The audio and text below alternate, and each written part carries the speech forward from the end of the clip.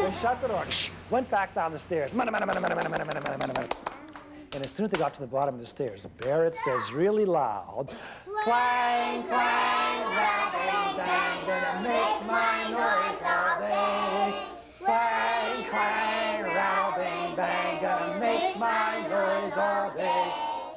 Once upon a time, there was a man named Robert Munsch, and he used to tell stories to get kids to shut up in daycare centers.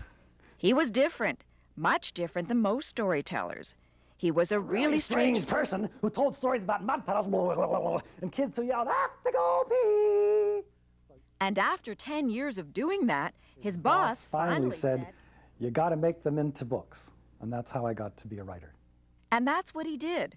Took all his stories, all 200 of them, stories about kid stuff and big people stuff like loving and dying. I'll love you forever, I'll like you for always, as long as I'm living, my baby you'll be.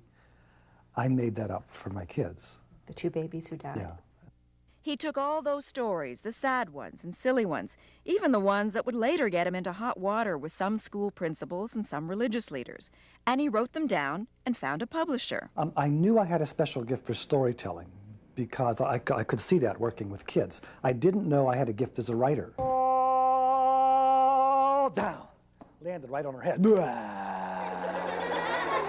At this daycare center in Guelph, Ontario, Munsch's hometown, he's testing some new material. Yeah, I'm a storyteller first. That's where the stories come from. I make them up and develop them in front of kids. So I'm like a stand-up comedian for kids. Then she looked at her mother, and she looked at her father, and she said, "Be careful, don't climb." And that's the end of that story.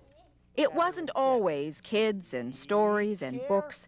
Growing up in Pittsburgh, Pennsylvania, life was moving Munsch in another direction. Well, my family had 9 kids in it, and I was number 4. I studied to be a Catholic priest for 7 years. It took me a long time to figure out that it just wasn't the life for me. I didn't like it. I quit, and I decided to take a job in a daycare center just to get my mind together, because guys didn't really work in daycare, you know. He married a co-worker, and years later, in the 70s, disillusioned with the U.S., they moved to Guelph. We decided we wanted to raise kids someplace else. When we started wanting to have kids, we decided to raise kids someplace else, and that's why we came to Canada. It's really important to check out the dog food. My kids are an inspiration for a lot of my work. Daughter Taya is the youngest of 3 children the Munches have adopted. You're so full here.